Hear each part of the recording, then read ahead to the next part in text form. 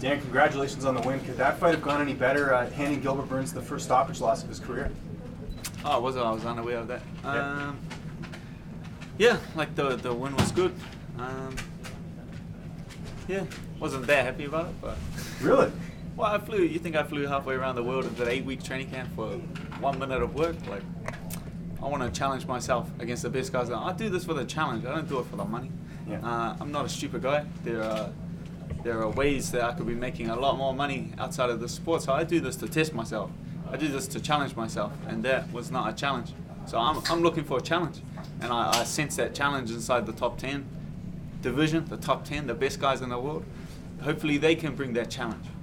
Israel winning last night, your teammate, did that give you a little bit of a boost heading into this one with his incredible performance? Yeah, we're frenemies is what we call it. Like, we're friends, but we're enemies. Like, we push each other to do better, and we don't let anyone kind of rest on their laurels. We're constantly challenging ourselves. So when I seen him have that clinical performance against Brad, I had to try and outdo him. Dan, so it almost seems as though you're disappointed to get a very quick knockout. Is that right? Yes, that is right. That's the first. I've never heard that. Like, knocking people, I can knock people out. I can knock anyone out. But I want a good fight. I feel like the H.E.A.T fight was a good fight. That was a good back and forth battle. That was against, making one of the best fighters on the planet look very average. Was a very good performance. I enjoyed that fight. I do this because I enjoy it. I do this for the test. So not happy about the fight. How did you think it would play out? That's pretty much how my team thought it would play out. I come in here preparing for the worst. Like, I prepare for a challenge. That's why I work so hard. That's 8 weeks of training, 7 days a week. That's putting my life on hold. That's getting up in the morning. That's late nights. That's a lot of hours. That's taking time away from my family to come here. So I wanted a challenge. I wanted a test. I wanted to test my strength and my mental fortitude, if you understand that. Who do you think represents the biggest challenge for you then in this division? So most of the top 10 is either sitting out, just taking up space, or they're booked. They're booked over the next couple of weeks. So I think I want to see how these guys play out. Like, I'm not even talking top 15. I'm talking top 10. I'm talking the big names.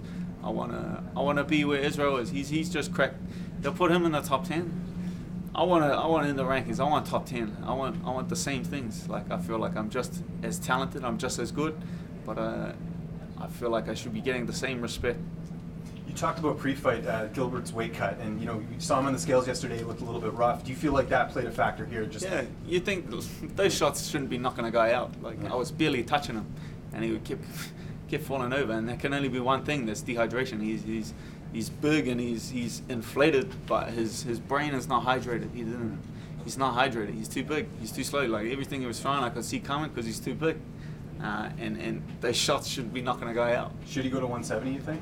That's up to him. Like, that's not on me. If these guys want to keep cutting this weight, it's better for me. I would like to fight these bigger guys because they are too big. They're too slow. I don't see the benefit in it. So if they want to keep doing it, well then, better for me.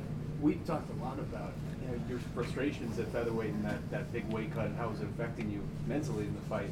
Now that you're at lightweight, 4 straight, and they're all very impressive. Do you feel vindicated almost that you're showing us now sort of your potential, what you can do in there? Yeah, I was doing my skills at the service. Like, I was training like this.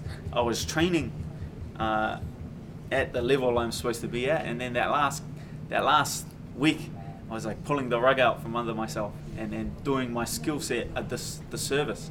So now I'm bringing the Dan Hooker that's in the gym for 8 weeks inside of the cage. That was a very quick fight. How quickly would you like to get back in there?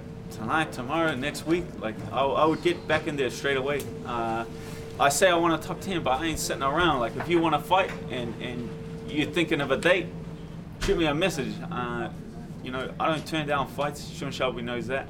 Every name he's ever sent me, I've accepted. So let's do it again. You say you're looking for a challenge. Who do you think is the toughest kind of challenge for you in that top 10? I have no idea. Obviously, I can't predict who's going to be a good fight. Like, we just got to get in there. They say the top 10. They say the top 10 is the best guys in the world, and the guy who holds the belt, the champion, is the best fighter on the planet.